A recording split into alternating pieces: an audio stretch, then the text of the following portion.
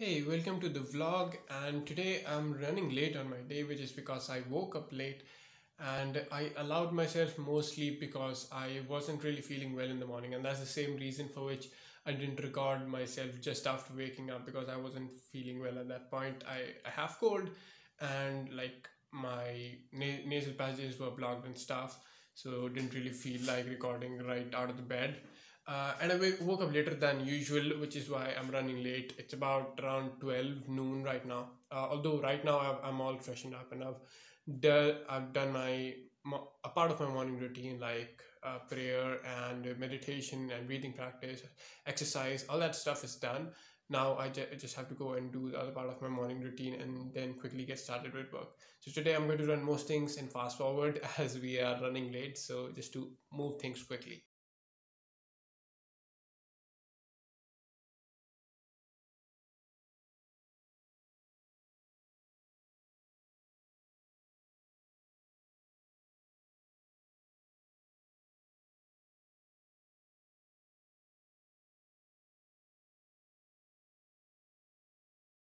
Hey, so the sun is very much out today, unlike the other days. I just paid my respect to the sun, although I didn't record that part.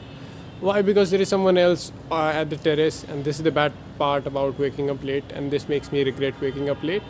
That when you come to the terrace after a certain time, after around 10, then there are the people there, and then you don't get the privacy that you need, and that's why I like waking up early, and I regret waking up late.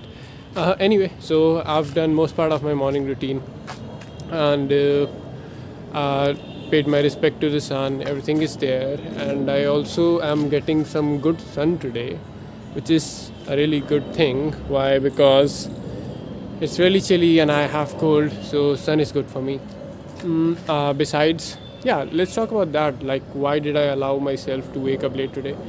So the thing is that even though you want to be productive, even though you want to be on a set routine every day, you still have to listen to your body. Even a machine falters at times, and that is why you should allow yourself some slack on the days you're not feeling well. You can allow yourself to wake up late on those days. You can allow yourself to not do some things on those days, and this is just one of those days. And if you don't listen to your body, if your body is not feeling like it, there are two types of it, that you're not just feeling like it, but you're totally fit and everything is fine. You're just not feeling like it. At those times, you should do it. But if you're really not well, actually health wise, like then in that case you can allow yourself some slack. If it's just mental, then it's better to break through that mental blockage and actually do it. So that's the reason why I allowed myself this today. I won't allow myself this on most days, as you will see. So no excuses is the formula we follow, but we also take care of our body and we also listen to our body. That's how we do it. Okay, so the morning part is done. Now I'm gonna go get down and do some work, and then in the evening I will meet you with my reading session. Hey, so today we are going to read this blog by Said Godin, How to Tell a Great Story. Great stories succeed because they are able to capture the imagination of large or important audiences. A great story is true not necessarily because it's factual, but because it's consistent and authentic. Consumers are too good at sniffing out inconsistencies for a marketer to get away with a story that's just slapped on. Great stories make a promise. They promise fun, safety, or a shotgun. The promise needs to be bold and audacious. It's either exceptional or it's not worth listening to. Great stories are trusted. Trust is the scarcest resource we have got left. No one trusts anyone. People don't trust the beautiful women ordering vodka at the corner bar. They're getting paid by the liquor company. People don't trust the spokesperson on commercials, who exactly is Rola Pelenska. And they certainly don't trust the companies that make pharmaceuticals, Vioxx apparently can kill you. As a result, no marketer succeeds in telling a story unless he has earned the credibility to tell that story.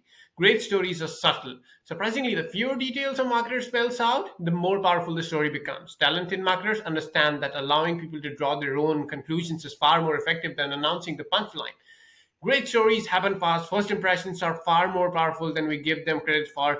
Great stories don't always need 8-page color brochures or a face to face meeting. Either you are ready to listen or you aren't. Great stories don't appeal to logic, but they often appeal to our senses.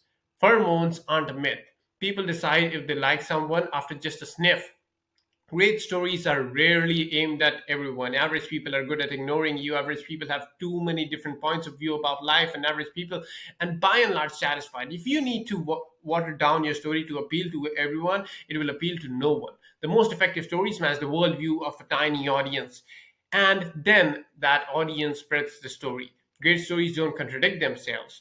If your restaurant is in the right location but had the wrong menu, you lose. If your art gallery carries the right artist, but your staff is made up of rejects from a used car lot, you lose. Consumers are clever and they'll see through your deceit at once. Most of all, great stories agree with our worldview. The best stories don't teach people anything new. Instead, the best stories agree with what the audience already believes and makes the members of the audience feel smart and secure when reminded how right they were in the first place.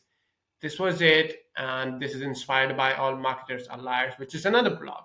Okay, this was a nice blog about story writing and how to tell a great story, that you just have to do something that helps the audience derive their own conclusions. Instead of telling them what it is, just let them make sense of what it is, and they should be able to figure it out by your storytelling. So that is how you tell a great story. This was the blog for today. This was from Sits.blog. You can go and follow him and see his blog there. We are at the end of the day, and this was again a fairly productive day, not as productive as yesterday or the day before, which was because this was the chasing day. Okay, there are two kinds of days when you're just chasing, you're just catching up because you're late or something, and this was that kind of a day. But yesterday or the day before was a kind of day wherein I was leading the day, right? Going right into it on time always. And that's a great feeling. You're leading into the day. But today was a chasing day. So we still did all the things that we needed to do. But it didn't feel that great. You know, you didn't feel, I didn't feel like I was in it. And, you know, you feel that energy when you're leading it. When you're on time about everything and doing stuff on time, but when you're just chasing it, you're just forever lagging, and that doesn't feel great. But still, we made something out of it. So when it's a bad day, you have to make sure that you just don't say that, okay, this is a bad day and we are not going to do anything today. That's not the right way. You can still catch up on a bad day. It's not about how you start, but about how you end. If you can end fairly well, you can make a decent amount out of a bad day even. So never completely reject a bad day. So thank you so much. This is the blog for today. If you like it, share it, maybe subscribe, do whatever you want to. Thank you so much for watching. See you tomorrow.